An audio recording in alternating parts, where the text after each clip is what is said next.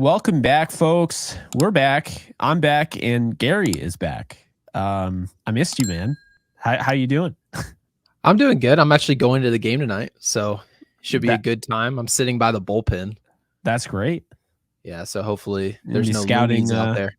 Yeah, well, yeah. You're gonna be scouting Jake Cousins at all? I probably should. Why not, right? Our Jake Cousins video did really well. People really enjoyed that. So, yeah, I'm going for a deep dive and some hot dogs And and the some Cold Stone Creamery. oh, okay, there you go. Hot tub. No, can't afford the hot tub. I don't know if you saw the hot tub that they have out there at Chase Field is like $2,500 for the game. I'm not paying for that. Wow, I had no idea. Well, let's not waste any time because Anthony Volpe's red hot, and if we take too long, the game's going to happen. You're not going to be there, and he's already going to have another 4-hit game probably. So while this is still current, Volpe is leading the league in batting average. Gary, he's also leading the league in on base percentage. I mean, he has been on an absolute tear. We just got the lineup card right before we're recording this, and I mean, I have like a pit in my stomach seeing him at 7th in the order. And hear me out when I say this, because, we're just going to keep this Volpe related. Obviously, you and I could have a cow over Trevino being in the lineup over. We'll do it in the post game. Yeah. No, hopefully it doesn't make that much of a difference. But Volpe batting 7th is not smart. It's not like you're onto something. All it means is that right now your best hitter, a guy who has a better average than Juan Soto right now, all it means is that you're giving him one fewer at bat. You're essentially making it more difficult that he's going to have as many at bats as Gleyber Torres. Again, goes back to what I've been saying on this channel consistently. I'm not anti Gleyber Torres, and they're both right-handed bats, so it shouldn't change anything up. I would flat out switch them. I would want Gleyber batting at the down there because he offers a little power there, but you get Volpe leading off, and Volpe is going to work counts, which he's been doing, and he's been doing it so much so, thanks to @Yankees Source on Twitter. I have this here. Game 1, 25 pitches, 4 swings, 0 whiffs. Game 2, 25 pitches, 9 swings, 1 whiff. Game 3 saw 20 pitches, 7 swings, 1 whiff. And game 5, because he missed game 4 because he got sick. Game 5, 17 pitches, 8 swings, 1 whiff. That's 3 whiffs in 87 pitches, Gary. I mean, I think that was the pitch count that Luis Heel had last night. And he is just absolutely in control of the strike zone. And that's really what it comes down to. Yeah, just complete dominance in terms of which pitches to swing at, which not to swing at. And for the most part, when we talked about him leveling out his swing, part of that goes out to not trying to swing uppercut. And that's just an obvious statement. I think all of us could have offered that take. But what's so important, and you just briefly mentioned it, is his pitch selection and the pitches he chooses to attack, because he's still taking pitches inside the strike zone. If you actually watch the Yankees play, Volpe's taking first pitch strikes all the time. You saw Derek Jeter do this. My dad did this all the time. Mike Trout does it all the time, right? Really good players will take pitches inside the strike zone in pursuit of a better pitch in the zone. And just a comfortability of understanding I'm eventually going to see a pitch I can attack. And the fact that Volpe swung and missed 3 times this year, just looking at the numbers, they're obvious. His walk rate this year in 2024 was 28% of his at-bats. He's drawing a walk. Last year, it was 9. So it kind of goes to show you, it's not just pitch recognition. It's that not all strikes are meant to be hit. Not all strikes do you need to try and drive the ball. Sometimes there's going to be pitches. Sometimes there's going to be at-bats where you just flat out don't get a pitch to drive, and you need to move the line and get on base and work it for the next guy who's after you. The Yankees haven't necessarily done that these past few years, and this year it feels different. Every time there's the beginning of the game, the announcers say the same thing.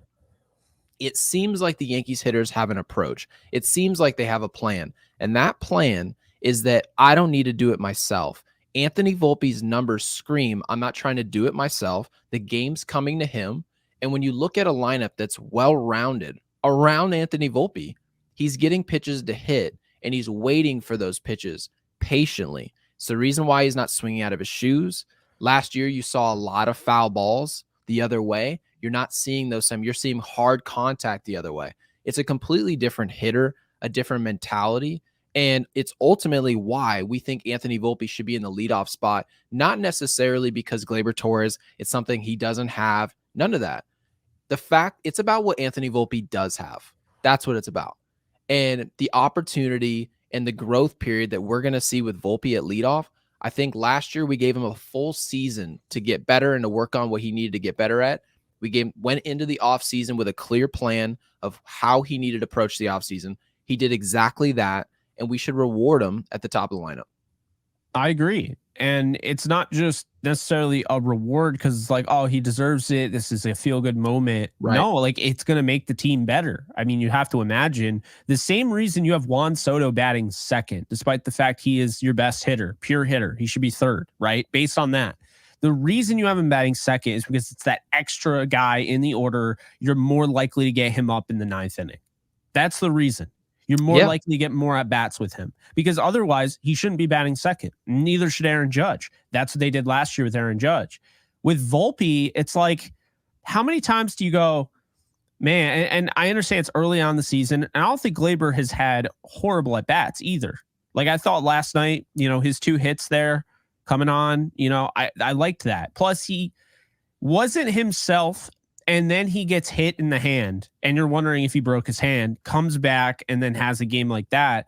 That's good sign. But with that said, though, Volpe is working crazy counts. He's already seen 87 pitches. I mean, who else has seen 87 pitches in any sort of 4-game, compilation of the first 5 games? Who has seen 87 pitches on this team? He's batting in the 7 hole. So he's doing honestly stuff that's kind of impossible when you think about it because when you're, up in the leadoff spot, you're more likely to see more pitches because you're going to have more at bats. That's right. Well, remember though, we've been talking this entire offseason, and I can't even say just this offseason. Jake, we've talked about it plenty before. Yankees Twitter has talked about it plenty before. We need lefties. We need righties. We need a perfect mix of how to approach we're going to go against the pitcher, right? We can't just have a bunch of righties stacked and then expect success, right? So we all have a perfect understanding of that. But why is it that we don't bring up the point that you need speed, you need power guys? I've been freaking out about his speed. Right. So when we bring in an Alex Verdugo, we didn't just bring him in because he's a left-handed bat. It's not just because he knows how to swing the bat left-handed. It's also the fact that he's a contact bat. It's something that the team needed. That's a different flavor and a different approach. Anthony Volpe is a guy who's not just a contact bat. You see the 571 batting average. Obviously, that's going to come back down to earth. But the part of the game that's always there every single night for him is the legs. Look at our lineup right now, right? And this is a very good and deep lineup. Gleyber Torres, Juan Soto, Aaron Judge, Rizzo, Stanton, Verdugo, and then Volpe. And then swinging a hot bat right after him is Oswaldo Cabrera. And then Trevino, obviously, at 9th. But what do you notice? You don't see very many guys who can change a game with their legs. And it's not so often that the number 7 hitter who's leading the team in batting average happens to be the fastest player on the team. It doesn't seem right. So I understand leaving somebody in the 7 hole because he's been having some success there. But at the same time, where is the long-term development in terms of where Volpe will be for this team? I think when the Yankees held on to him a few years back and said, no, this is our guy, they imagine that this is a 1 or 2 hitter in this lineup hitting before Aaron Judge before they ever got Soto. So in my opinion, now is the perfect time while confidence is riding high to allow Volpe to step into those shoes. If he's not ready, you can dial it back. You can always dial it back. But you don't want to hold someone back from an opportunity they might flourish in. I mean, I 100% agree. And it's one of those things that's frustrating, even though they're 5-0. It's like there's not really a baseball reason as to why Torres would be leading off. Most often, I mean, I know you've mentioned Schwarber before, and I get that, but more often than not, you want the speed guy. It's why like the Mets with Jose Reyes. Yankees with Derek Jeter, Johnny Damon. I mean, like, you want that guy that can get on base and threaten the base pass, because think about, once you're able to do that, Juan Soto's at the dish. So it's like, I got to focus on Juan Soto. You probably have a free bag, you know? And Yeah, then because you remember Judge. what happened with Soto and Hader? So that at bat, before Juan Soto's game-winning hit, right, against Josh Hader the other night, Gleyber Torres did something amazing. Gleyber Torres advanced to second base. He got a monster jump off. Yes. Get to second base, right? And so everyone's sitting there thinking, oh, this is awesome, because if Juan Soto hits a single or gets any type of hard contact, we're scoring a run and winning this game. But what happened? Gleyber Torres was on the run again. And the pitcher had to recognize, well, I can't give up free bases all over the place. So he went with a fastball when he just went with a slider 2 pitches prior and completely buckled Juan Soto. He went with a pitch that maybe he wasn't comfortable going to. And that pitch selection, because of Gleyber Torres, possibly won us that game. So when I say that Gleyber Torres should swap with Anthony Volpe, I don't say anything that Gleyber Torres can't necessarily do. But what Gleyber did that night, Anthony Volpe is superior at. And that, in my opinion, is why there's no reason to have Volpe anywhere other than 1. And like I said, if he's not ready, how old's Volpe? He just practiced. I mean, is he 22? I think he's 22. He's 22 years old. I promise you guys, if we put him at the leadoff spot and he comes back down to earth, he's going to get up off the mat. The Yankees have already proven they're going to give him a long lack of slack. Okay? That's what they're going to do. It's not it's He'll be not 23 in 26 days. Oh, wow. Look at that. So early birthday present. Let's put him up at leadoff, see what he can do. And you already know the way he's going to get pitched.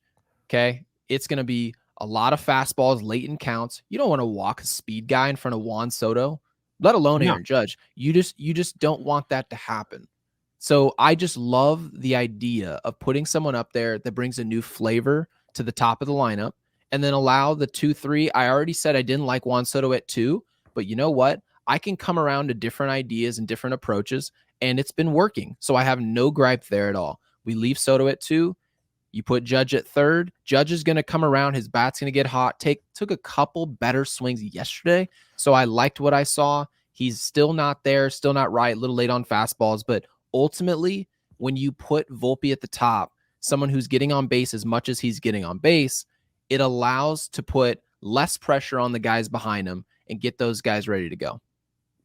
Yeah, and I mean, hey, we mentioned I'd like to see, I think I said it, and I mean, you agreed with it. I'd like to move Rizzo above Stanton in the lineup, and then they did that. Now you have righty, lefty, righty, lefty. I mean, I think that is definitely the way to go. But also, you could argue, I mean, Rizzo could be in that 2 hole. I mean, if he really had to, I think he could thrive there. I think, and then, you know, they're not going to do that because you want to have that extra at bat, you know, for Juan Soto. And by the way, I mean, doesn't the example that this is the right move, and it's hard because traditionally it's not the right move, right? But when you think about getting him extra at bats, we saw that against Hader. That was a that was a huge moment in the game. And it's like, say if you have him at the 4 hole and Rizzo's up instead, you know, so now you have to get through Rizzo and Judge to get to Soto. And I'm not talking about the pitcher. I'm talking about the Yankees. Like, our best hitter, our best pure hitter is not going to get up if, you know, Rizzo and Judge get out. Yeah, so that worked out for us. Yeah, that would have completely changed the game. And how many times does it seem like that comes up where, you know, kind of sneaks up on you? The Yankees only have 5 runs. It's not like, you know, they batted around like crazy. Juan Soto's up next inning, and you're like, wait, he was just up the last inning. You know what I mean? Like, there is a method to the madness there. I am starting to come around on that, but put Volpe at the leadoff. That's all I can say. Yeah, and I will say, to their defense, when Volpe is hitting the way he's hitting, Cabrera is doing what he's doing, and you're talking about your 7 and 8 hitters, maybe you can say Trevino's an out right now. Fine. Okay. Well, when those guys are hitting, he has to run it out. Right. Right. So if your 7 and 8 hitters are hitting like that, and your 8 hitter is leading the team in RBIs, well, I guess Juan Soto is going to be coming up a lot quicker, isn't he? So that's the nice part about building the lineup this way. So we can't just argue our points. We also have to remember that there are other ways to skin the cat, I guess you could say. And the Yankees right now, it seems like they're building their lineup to be heavier down below and allow to turn the lineup over faster. And if that's the way that they want to approach it, so be it. We're obviously going to see the lasting effect of that, whether or not that's a smart move to leave Giancarlo in the middle at 5. There's obviously a ton of movement that can be allowed in this lineup. In my opinion, we talked about it with Gleyber Torres and Volpe. Jake wants that swap. I tend to agree with him. Also, Giancarlo Stanton sliding potentially back in the lineup, maybe moving Verdugo up into a more prominent role. Who knows what can be more impactful? But as of now, I just want to see the disparity between Gleyber Torres and Anthony Volpe. And if that disparity continues to widen, I want to see a change there. And right now, it's not coming from a place of complaint. We're a 5-0 baseball team. We have Garrett Cole on the way. I hesitate to say it's a free agent pickup because I hate when people say it. It's a terrible thing to say. I'm not saying it. Oh, yeah, so it's really clowny. It's the most Brian Cashman thing to say, so I won't say it. But having said that, when you have a guy like Garrett Cole that, according to reports, will be here in a few months, and that's a great thing, and the team's off to a 5-0 start. We just swept the Houston Astros, went on the road with Arizona, and we won the game yesterday that we said they had to win leading into this matchup tonight. Yeah. And they won that game. They grinded it out, a lot of ugly outs to turn into runs. It's exactly what we asked them to do, make quality outs. Volpe was all over the game, and he made the Diamondbacks play sloppy by himself. That's what I love about his speed. They flat out looked like an unprepared baseball team, and legs will do that to you. So, yeah, that was I didn't really have words to explain that play because I was tweeting out some stuff live, just in case like people that missed the game. Just I was like, I don't even know. I don't know what that was. It was a Little League. Yeah, I mean, I was like, I don't know, but the Yankees are up 5-0 now, and I'm okay with it. That's how I felt because I genuinely was like, what do you want me to say? Well, how do I describe that? I guess you can describe it as contagious. That's the way I would describe Volpe's game right now. He's not going to hit 571. This is not MLB The Show. This isn't MVP Baseball 2004. This is not any of those things. Okay, this is baseball where Hall of Famers hit 300. Anthony Volpe's going to come back down to earth. But what stands out the most right now is his habits, and his habits should be long-lasting. Staying on plane, not getting under the baseball, staying within himself, and remembering that his legs are the best part about his offensive game. So as long as he remembers those things, the same way that Trey Turner eventually understood those things in his game, you can still hit home runs, okay? But relying on your power is just not something you need to do. If you've got that type of skill set, why bail teams out and put the ball in the air on purpose, right? Let the game come to you. The Juan Soto effect. It's helping more than just Volpe, man. It's so evident. But with that said, I will say, just playing baseball. Obviously, you've played baseball.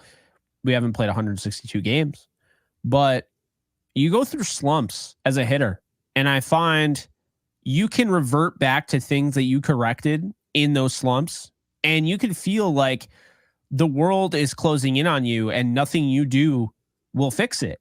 And then kind of almost corrects itself in a way. And I feel like Volpe, there's a chance he goes back to the uppercut swing. Hell, I'll say this. Last night, I thought I saw Soto, who saw how comfortable that lead was. I thought I saw him go away from his approach a little bit. You see him like with the big cuts he was taking. I think that's kind of really it. So that's, I think, one thing to look out for is like as the Yankees continue to win, you get these guys that are like, all right, well, now we can just go for home runs. Like, I'm just trying to hit home runs now because we got the win. I mean, we a 5-run lead, love our bullpen. And I don't know if you know what I'm talking about, but like Soto was going for the fences and he had a few huge cuts. You know what, though? Where he went away from his approach. Can I defend them a little bit here?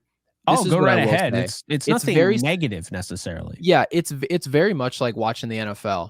And you feel like, okay, this team played smash mouth football. They ran the ball 25 times in the first half, and they end up going up 3 scores. Or I guess you can say they went air raid the first half, went up 3 scores, and you say, okay, well, there's no reason to go away from that, right? They But can't then stop it. teams, right, they haven't stopped it yet. Patrick Mahomes and the Kansas City Chiefs, they haven't stopped us. Yeah. 5 wide. And then next thing you know, in the second half, they're handing it off to their running back, trying to run out clock. And the next thing you know, it's a 1-possession game in the fourth quarter. Okay. Yeah. That's the way the NFL works. Baseball is the same thing. Baseball, you can go up 5-0. To be quite honest with you, I was listening to the whole game, watching the game in a bowling alley. And I can tell you this right now.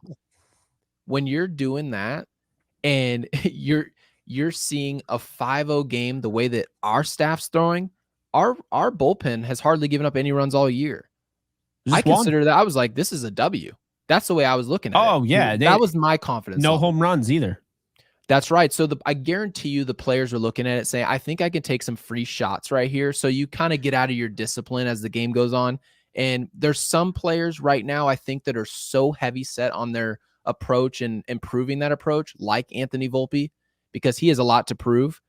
And I think he's staying within himself. I think Soto kind of slipped out of it, maybe just a little bit for a glimpse, but I think he's going to be back today. Oh yeah. I mean, it's not a big deal, but it is funny it's kind of like the same thing, when you already you're playing with house money at that point. When you feel that confident, it's like, I'm not all about the stats, I want to win, but I wouldn't mind hitting a home run, which will more than likely help us win. So, I think that was definitely, something that was noticeable, but I think if there's any point where Volpe reverts back to Volpe last year, it's going to be for like a hot minute. It's a 162 game schedule, and you tend to kind of revert back to those things as just a season goes on. We've seen it. Those month splits matter. Like, it's why, like, oh, guys are good in August. It just matters. Like, it's a mental thing. It's entirely mental, but it matters and it affects these players. And we'll probably see Volpe go back to it, and then he'll be away. But I think the things that he has worked on are sustainable. And the last thing I'll say to give you guys some feel good stuff is, I don't know if you saw, Gary, but our guy, Spencer Jones, said he hated striking out so much that he completely changed his approach this offseason and immediately started seeing results in spring training. I'm very excited for him. I know. It's like, dude, Juan Soto was there. It was like everybody, even the single A rookie ball guys, like, hell, if Juan Soto could do it, I can do it. Like, wait, weren't we the organization that said if you hit anything other than a home run or walk, it doesn't count? I think that was us. It may not have been us, but if someone correct us if we're wrong, we know people are going to be watching this on YouTube. If you have information on which team that was, please tell me in the comment section, because I need to know. I'm pretty sure it was the Yankees that said if you don't hit a home run or you don't walk, and this is like minor league, so we'll see what they say. Oh, you know what? That sounds kind of familiar. Yeah. There was the minor league guidance was definitely a conversation for the Yankees, and I think it's obviously they've done like an overhaul at this point, so I think we're going to start to see the fruits of their labor. But yeah, I'm excited. Not for just Volpe, but I mentioned Spencer Jones. I think really what it comes down to is you have these young guys. This is what it's all about. This is why, people call me a prospect hugger, because I didn't want to trade Volpe for Soto. Look at what this patience did for you, right? And you could say, well, Jake, that was lucky. You never would have known that the Padres would trade him. Yeah, but I was confident that the Yankees were going to sign him. So I didn't think they needed to make the trade. And I think now you can see why. Volpe's here. I mean, even like Peraza, like, good news about him today with Boone. Sounds like, he might actually be back this year. I didn't think he'd be back. So, you have these guys like Wells and Jason Dominguez that probably aren't here if they made that first, trade for Soto. So patience is working out here. That is the name of the game, Gary, because there's a lot of patience at the plate too. And ironically, their patience in getting Juan Soto led to the patience of the rest of the team now following Juan Soto 2 years later, now that they've acquired him. Lead by example. He's doing that, but he's also a little rah-rah as well. So he's definitely he's been a vocal leader as well. But that's all I got. Anything else before we hang it up? Yeah, it's nice to see our young players, specifically Volpe, because he was our prize gem, right? He was our Jesus Montero for all you fellow Yankees fans who kept up with our prospects over the years. Brutal. He was our great white buffalo. Okay. We wanted to protect this guy. And we're finally starting to see why. I know last year he won a Gold Glove, and that was awesome. He showed some flashes, but this is the first time where you saw a special player. It's very early, but you can see what the Yankees were visualizing down the road. It's finally materializing, and it's not just talk. It's actually happening on the field against our division, not our division rival, but our literal rivals in the Houston Astros, the team we have to beat. And then the Arizona Diamondbacks, the National League champions, just flat out dominating the game again with 4 hits. So we'll see what he does tonight. We're going to be watching him. I'm sure we'll talk about him because even when he's not hitting, he just seems to find ways to affect games, whether it's with his glove, his arm, his legs. I guess we'll see. Yeah, and I don't want to see Oswaldo Cabrera get in front of him on a ground ball ever again. Never. Nope, get the hell out of the way. Yeah, get the hell out of the way. But yeah, I mean, not that long ago, Didi Gregorius, who a lot of, he was a huge fan favorite, but this is what the Yankees envision being you can replace Derek Jeter, like actually put another shortstop in there. But this is the closest thing they've got to actually replacing the captain. And we'll see what ends up happening. But Volpe is on a good track right now where he could do that and maybe some more. That's going to be it, though. Appreciate you guys hanging out with us. You can follow us at Yankees Unloaded on all social media. You can follow Gary at Gary Sheffield Jr. on social media. You can follow me at JK Bogan. We'll be back with a recap. Gary's going to go to the game, hopefully catch a Anthony Volpe home run ball. Oh, that'd be amazing. But that is going to do it. So appreciate you guys, and we'll see you guys soon. And like this video.